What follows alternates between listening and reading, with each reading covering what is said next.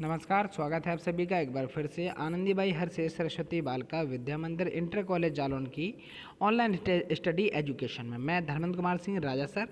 आज यहाँ पर जो विषय है वो मैं आपको पढ़ाने वाला हूँ विज्ञान। अगर पाठ की बात की जाए तो ये हमारा तीसरा पाठ चल रहा है, और अगर लेक्चर की बात की जाए बच्चा तो ये हमारा 24वां लेक्चर है। ठीक है, इससे पहले मैंने 23 लेक्चर ऑल अपलोड किए हैं, अगर आपने वो नहीं देखे हैं तो जाके देख लीजिए। ठीक है ना, चलिए बेटा चलते हैं। जैसे मैं यूट्यूब चैनल, अगर आपने अभी तक सब्सक्राइब नहीं किया है तो चैनल को सब्सक्राइब कर लीजिए। इससे जब भी मैं कोई वीडियो अपलोड करूँगा तो उसका नोटिफिकेशन आपके पास पहुँच जाएगा। ठीक है, चलिए बेटा, पाठ जैसे कि हमको पता है धातु अधातु, इसके बारे में बहुत सारी चीज़ें हम आपको बता चुके हैं। तो पिछला लेक्चर हमारा बहुत ज़्यादा इंपॉर्टेंट था, क्योंकि वहाँ पर हमने विद्युत रासायनिक श्रेणी और उसके लक्षण पढ़े थे, जो कि आपके इस बार आपके टॉपिक में है, और वो आपको बहुत अच्छे से लर्न करना है, लिखना है, और कंप्लीट जो भी आपके क्वेश्चंस हमने कराए हैं वो आपको बहुत अच्छे से कंप्लीट करना है। ठीक है, क्योंकि बोर्ड में यहीं से क्वेश्चन आपको देखने को मिलता है। ठीक है, आज बच्चे हम लोग बात करते हैं। ठीक है ना, अब यहाँ पर आपको क्या है कि धातुएं, जो हम लोग धातु आती हैं जैसे सोना है, चांदी है, ठीक है ना, तो इनकी उपस्थिति के बारे में हम लोग जानेंगे। प्रकृति में इन तत्वों की उपस्थिति किस प्रकार से पाई जाती है। ठीक है, तो यहाँ पर हमको क्या करना है, ठीक है, पहले तो समझना है चीज़ों को। प्रकृति में अगर धातुओं की उपस्थिति की बात की जाए तो बच्चा ये दो प्रकार से पाई जाते हैं। एक जो आपकी होती हैं स्वतंत्र अवस्था में, और दूसरी आपकी पाई जाती हैं किस अवस्था में, संयुक्त अवस्था में। ठीक है, यानी कि सीधी बात है, जो स्वतंत्र यानी जिनमें और एलिमेंट ना जुड़े हों, है ना, और जिनमें अशुद्धियाँ कम हों, खुद मुक्त अवस्था में रहें, है ना, उन्हें बेटा हम लोग कहते हैं स्वतंत्र रूप से पाई जाने वाली धातुएं। जैसे आपकी सोना हो गए, है ना, आपकी प्लेटिनम जिसे हम लोग पीटी पढ़ते हैं, चांदी, है ना, और कॉपर, ये बहुत कम पाई जाती हैं। ऐसा नहीं है कि पाई जाती हैं, संयुक्त अवस्था में पाई जाती हैं कॉपर और सिल्वर, लेकिन अगर सोना और चांदी की बात की जाए तो ये मुक्त अवस्था में ही पाए जाते हैं। संयुक्त का मतलब क्या होता है, इनमें दो चार चीज़ें आपस में और जुड़ी होंगी। जैसे संयुक्त रूप की अगर बात की जाए तो यहाँ पर, जैसे यहाँ पर हम एक फार्मूला लेते हैं कॉपर पायराइड। फार्मूला क्या होता है, CuFeS2। कॉपर पायराइड का फॉर्मूला होता है बच्चा, इसको क्या कहते हैं, ये कॉपर का यानी Cu का प्रमुख गैस है। अब आपको दिखाई दे रहा है इसमें, तो एक एलिमेंट आपका Cu हो गया, दूसरा आपका Fe आयरन हो गया, तीसरा आपका सल्फर हो गया। अब तीन एलिमेंट हैं। अब आपको पता है कि इनमें धातु की बात की जाए तो ये आपकी Fe मतलब लोहा है इसमें, और Cu है, तो हमें इसमें दो धातु प्राप्त होते हैं। सल्फर धातु तो है नहीं, क्योंकि इस पर माइनस होता है ना, तो ये आपका बच्चा क्या होता है, ये आपकी धातु है, तो Cu और Fe प्राप्त हो सकती है। तो इसे हम लोग कहेंगे, क्या कहेंगे, ये संयुक्त रूप में है। तो अगर हमें कॉपर चाहिए होगा ना इससे, तो पहले हमको क्या करना पड़ेगा, अगर CuFeS2 से हमको कॉपर निकालना है तो सल्फर को और यहाँ पर आयरन को अलग करना होगा। क्या करना होगा, अलग करना होगा। इसलिए बेटा इनको कहा जाता है संयुक्त अवस्था में। सीधी सीधी क्या है, वे धातु है ना, ये वे तत्व जो प्रकृति में स्वतंत्र रूप से पाए जाते हैं, क्या कहला, यहाँ आपको लिखना नहीं है पहली चीज़ तो ये बच्चे, ये आपको लिखना नहीं है, हम आपको बताते जाएंगे। जहाँ आपको नोट करना होगा वो हम आपको नोट्स बनवाएंगे, बट यहाँ पर सिर्फ हमको नॉलेज जो है वो चाहिए है। ठीक है, तो यहाँ पर क्या है बेटा, क्वेश्चन जो है हमने क्या पूछा आपसे, स्वतंत्र अवस्था में मुक्त अवस्था का मतलब क्या होता है, यानी प्रकृति में जो धातुएं होती हैं या तो वो स्वतंत्र अवस्था में पाई जाएंगी, और या फिर वो आपकी पाई जाएंगी संयुक्त अवस्था में। ठीक है, अगर सोना बात की जाए, प्लेटिनम की बात करें, आप दो ही याद करें, क्योंकि ये संयुक्त और जो आपकी स्वतंत्र है दोनों में पाई जाती हैं, तो इसलिए इनमें कन्फ्यूजन होगी आपको। ठीक है ना, तो यहाँ पर बेटा आपको सोना और प्लेटिनम जो हैं, जो दो धातु हैं, वो आपकी मुक्त अवस्था में पाई जाती है।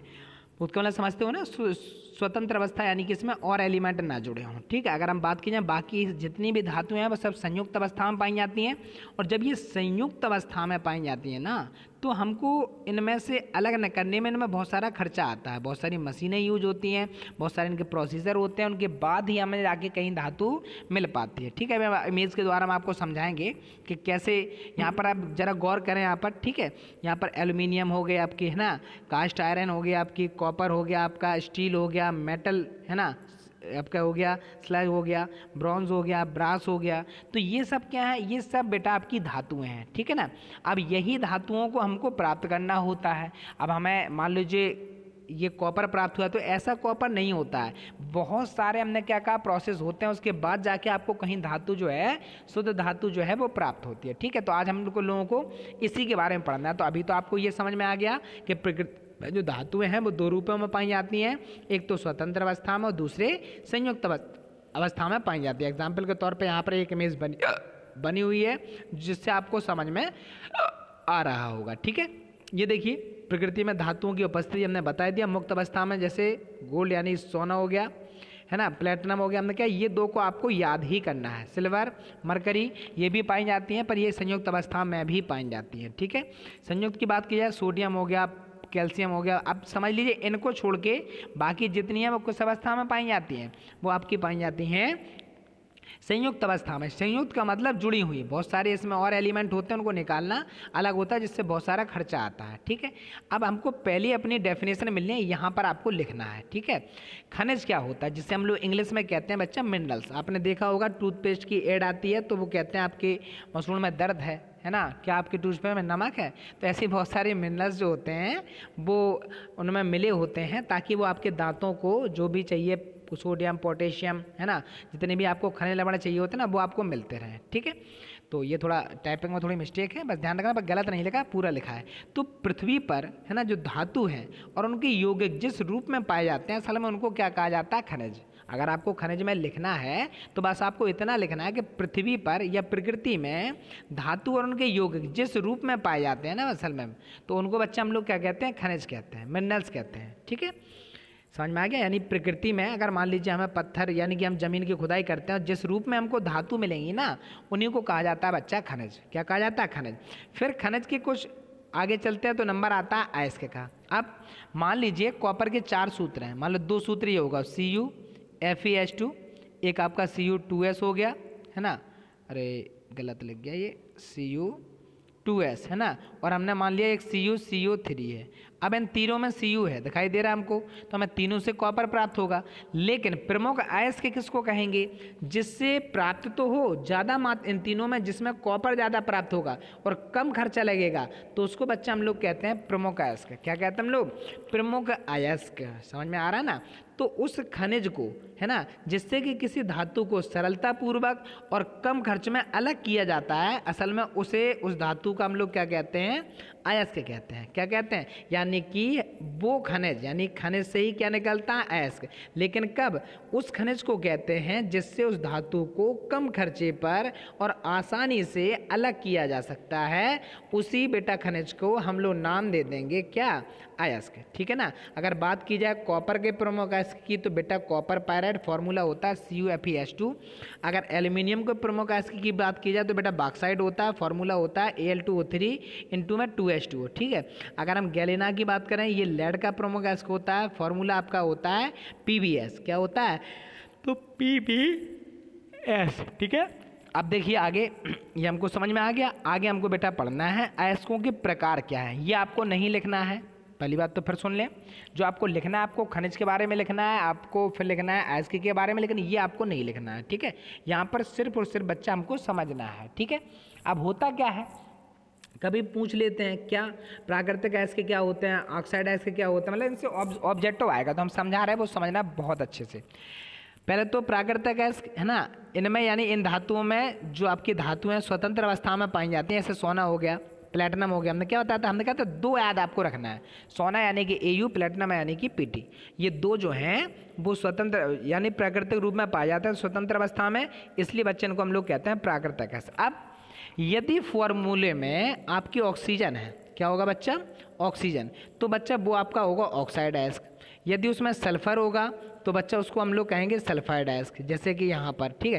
कार्बोनेट अयस्क में आपको पता ही है कार्बोनेट होना चाहिए, यानी कि CO3, है ना। यहाँ पर भी क्या होगा, कार्बोनेट अयस्क हो जाएगा। अगर क्लोरीन होगा तो बेटा वो क्लोराइड अयस्क हो जाएगा, जैसे यहाँ पर सब में क्या है बेटा, क्लोरीन है। ठीक है ना। तो सीधी सी बात क्या है, अगर ऑक्सीजन पाई जाए तो ऑक्साइड अयस्क, सल्फर पाई जाए तो सल्फाइड अयस्क, कार्बोनेट पाई जाए तो कार्बोनेट अयस्क, और अगर क्लोराइड पाई जाए तो क्लोराइड अयस्क। समझ में आ गया, क्लियर होगी बात। फिर सुने ध्यान से, अगर ऑक्सीजन पाई जाएगी उसमें तो वो बेला कहलाएगा ऑक्साइड अयस्क, अगर सल्फर के रूप में पाया जाएगा तो वो कहलाएगा सल्फाइड अयस्क। अगर कार्बोनेट की बात की जाए तो बेटा उसको कार्बोनेट पाया जाएगा तो उसको हम लोग कहेंगे कार्बोनेट अयस्क, और अगर क्लोराइड की बात की जाए, अगर Cl पाया जाएगा उसमें तो बच्चा उसको कहेंगे हम लोग क्लोराइड अयस्क। ठीक है। अन्य अयस्क भी होते हैं जो इन सबसे कैटेगरी से हटके होते हैं, जैसे यहाँ पर एग्जाम्पल दे रहा है क्रायोलाइट जो होता है। ठीक है। फॉर्मूला होता है Na3Al(F6)। तो यहाँ पर आपको करना क्या है, यहाँ पर बस जो है, अभी हम आपको एक सारणी दिखाएंगे, बस वो आपको नोट करनी है, क्योंकि यहाँ से हमने क्या पूछा। फिर ध्यान दें सब बच्चे, अब बॉक्साइड ऑक्साइड एस्क है। क्यों? क्योंकि इसमें क्या पाया जा रहा है? ऑक्सीजन के रूप में पाया जाता है, इसमें ऑक्सीजन की मात्रा ज़्यादा होती है। हीमेटाइट फॉर्मूला Fe2O3, इसका होता है ऑक्साइड एस्क होता है। सल्फाइड एस्क में बेटा क्या पाया जाएगा? सल्फर। तो यहाँ पर जैसे कि कॉपर पायराइड का फॉर्मूला होता है CuFeS2, तो इसमें सल्फर पाया जा रहा है, इसलिए इसको नाम देंगे हम लोग सल्फाइड एस्क। अगर हम लोग सिल्वर ग्लास देखिए, हाँ, तो यहाँ पर भी क्या पाया जा रहा है? एस पाया जा रहा है, तो ये भी क्या है बच्चा आपका? Sulphide ask. ऐसे कार्बोनेट CO3 पाए जाए तो कार्बोनेट एस्क है ना, इसमें भी CO3 पाया जा रहा है तो कार्बोनेट एस्क है। ठीक है बच्चा, समझ में आ गया आपको? चलिए बेटा आगे देखिए, ये देखो आपको यहाँ पर एक सारणी दिखाई दे रही है, दिखाई दे रही है ना। यहाँ पर बच्चा आपको ये कुछ याद नहीं करना कि भारत में कहाँ पाए जाते हैं, बट मैंने आपको यहाँ पर सारणी बनवा दी, ये लिख लेना। अगर आप आगे की जब कभी आगे की तैयारी करेंगे तो बेटा ऐसी चीज़ें आपसे पूछे जाते हैं। तो अभी हमको क्या करना है? अभी तो हम लोग बेटा हमको याद क्या करना है? पहले तो ये बेटा आपको टेबल याद करनी है। क्या याद करनी है? सुनिए जरा ध्यान से, क्वेश्चन कैसे बनता है। आयरन के 2 प्रमुख अयस्कों के नाम लिखिए। तो आयरन के यहाँ पर 3 अयस्क दिए जा रहे हैं, ठीक है ना। हेमेटाइट है ना, मैग्नेटाइट हो गया आपका, और आपका आयरन पायराइट हो गया, ठीक है। अगर हम एल्यूमिनियम की बात करें तो एक ही एस्क आपको दिया जा रहा है, बॉक्साइट। फॉर्मूला होता है Al2O3 इंटू में 2H2। अगर हम कैल्शियम की बात की जाए तो बेटा जिप्सम हो गया, लाइमस्टोन हो गया, फ्लोरोस्पार हो गया। ये बेटा कैल्शियम के प्रमुख क्या हैं आपके, यानी कि जो सूत्र हैं वो सामान्य सूत्र जो हैं वो यही हैं। सामान्य को वाला समझते हो ना, प्रमुख अयस्क भी इनको कह सकते हैं, ये है। जिंक का होता है बच्चा जिंक ब्लेंडी, फॉर्मूला क्या है बेटा? ZNS। आपको फॉर्मूला याद रखना है और आपको इतना याद रखना है कि ये किसका अयस्क है, ठीक है बच्चा। कॉपर की बात किया जाए तो कॉपर पायराइड बहुत मोस्ट है, कई बार परीक्षा में यहाँ से क्वेश्चन बना आपका। मेले है ना, मेलेचाइड या मेलेकाइड भी इसको कहते हैं, फॉर्मूला ये होता है इसका, ठीक है। और अगर गैलेना की बात करें तो फॉर्मूला होता है बेटा PbS, ठीक है। ये लेड का प्रमुख अयस्क है। फॉर्मूले में आपको फिर सुना है, आपको क्या क्या याद करना है? पहले तो हेमेटाइट का फॉर्मूला Fe2O3 है ना, मैग्नेटाइट का Fe2O3 इंटू में FeO है ना। यहाँ पर क्या होता है, जो हेमेटाइट होता है बच्चा, इसमें जल की मात्रा भी लगी रहती है। क्या की लगी रहती है? हेमेटाइट में कभी कभी जल की मात्रा भी आपके फॉर्मूले में दे देते हैं। तो अभी तो आपको इतना ही पढ़ना है। इतने में क्या पढ़ना है आपको? फिर सुने ध्यान से, आयरन के प्रमुख अयस्क लिखा है ना, एल्यूमिनियम का लिखा है, कैल्शियम का हो ही गया, जिंक के हमारे हो गए, कॉपर के हो गए, हमारे लेड के हो गए। तो 2 फॉर्मूले आपसे पूछे जाते हैं, या किसी पर्टिकुलर एक आपसे कोई फॉर्मूला पूछा जाएगा और उसका एक जो सूत्र है वो आपको लिखना होगा। तो ये आपको याद करना है। हेमेटाइट का फॉर्मूला तो हम पूछेंगे तो आप बताएंगे Fe2O3, मैग्नेटाइट का Fe2O3 इंटू FeO है ना, और आयरन पायराइड का होता है बेटा FeS2, ठीक है ना। तो हमको ये प्राप्त नहीं करना है कि ये कहाँ कहाँ पाया जाता है, बस मैंने टेबल जो है बच्चा वो हमने आपको यहाँ पर दिखा दी है, ठीक है। चलिए बेटा आगे देखते हैं।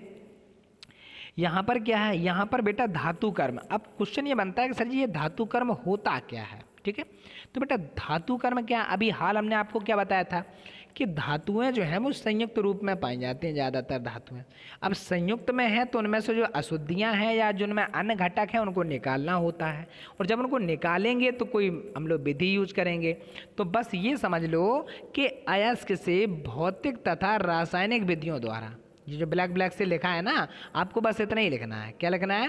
अयस्क से भौतिक तथा, पहले हेडिंग डालेंगे आप, धातु कर्म की आधारभूत विधियां, और उसमें आपको क्या लिखना है कि अयस्क से भौतिक तथा रासायनिक प्रक्रियाओं द्वारा शुद्ध धातु प्राप्त करने की विधि क्या कहलाती है? धातु कर्म कहलाती है, ठीक है ना। फिर सुने ध्यान से, अयस्क से, किससे? अयस्क से शुद्ध धातु प्राप्त करने की विधि, भौतिक या रासायनिक विधि तो लगाओगे, तो भौतिक तथा रासायनिक विधियों के द्वारा, अयस्क से भौतिक तथा रासायनिक विधियों के द्वारा है ना, क्या शुद्ध धातु प्राप्त करने की विधि, शुद्ध धातु प्राप्त करने की विधि क्या कहलाती है? धातु कर्म जो है बच्चा वो कहलाती है, ठीक है ना। अच्छा, अब इसके कितने स्टेप होते हैं? 3 स्टेप होते हैं। सबसे पहले तो हमको करना होता है अयस्क का सांद्रण, और उसके बाद बच्चा दूसरे में हमको करना होता है धातु का निष्कर्षण, और तीसरे में बच्चा हमको करना होता है धातु का शोधन। सबसे पहले हम लोग क्या करते हैं? धातु कर्म क्या है, यानी अयस्क से शुद्ध धातु प्राप्त करने की विधि क्या कहलाती है? आपकी कहलाती है धातु कर्म, ठीक है ना। अच्छा, अब क्या करना है आपको? इसमें प्रक्रम कितने होते हैं, है ना। यहाँ पर 3 प्रकार इसमें होते हैं, 3 स्टेप होते हैं इसमें। प्रकार नहीं, सॉरी, स्टेप, ठीक है। अयस्क का सांद्रण पहला स्टेप, दूसरा आप अयस्क का निष्कर्षण करेंगे, तीसरे में बेटा आप लोग क्या करेंगे, धातु का शोधन। ये 3 विधियां आपकी होती हैं, ठीक है। यहाँ पर विद डायग्राम को मैंने यहाँ पर समझाया है ना। सबसे पहले क्या होता है, सांद्रण, है ना। फिर यहाँ पर डायग्राम किस अभिक्रिया होती है, मध्यम अभिक्रियाशील होती हैं कि निम्न अभिक्रियाशील होती हैं, ठीक है ना। अगर बहुत ज़्यादा अभिक्रियाशील हैं तो उसके बाद होगा बेटा उनका अपघटन और उससे प्राप्त हो जाएगी शुद्ध धातु। अगर मान लो कि वो बहुत ज़्यादा क्रियाशील नहीं है लेकिन मध्य में है, बीच में क्रियाशील है, ना ज़्यादा कम है और ना बहुत ज़्यादा है, तो फिर उसके बाद इसमें कार्बोनेट अयस्क आते हैं, सल्फाइड अयस्क आते हैं। फिर इनका क्या करना होता है, निस्तापन करते हैं या भर्जन करते हैं। उसके बाद क्या होता है, इनका धातु के ऑक्साइड अलग होते हैं, धातु का अपचयन होता है और तब जाके कहीं लास्ट में हम लोग करते हैं धातु का शोधन के लिए बेचते हैं उसको, ठीक है। अगर निम्न अभिक्रियाशील वाली धातु कोई अगर है, जैसे सल्फाइड अयस्क आपके हो गए, तो उसमें भर्जन लगाते हैं, भर्जन की क्रिया लगाते हैं, धातु को लेते हैं और फिर उसका परिष्करण जो है वो करते हैं, ठीक है। तो ये बच्चा हमारा स्ट्रक्चर था कि किस प्रकार से हमको धातु प्राप्त होती है, ठीक है ना। अब यहाँ पर थोड़ा आप देखिए इस इमेज को, ठीक है। आपको इमेज में दिखाई दे रही, ये जो आपको दिखाई दे रहा है ना, ये पीला पीला सा, ये जो येलो येलो पार्ट आपको दिखाई दे रहा है, ये बेटा मेटल है। मेटल मतलब ये से लोहा हो गया, चांदी हो गई।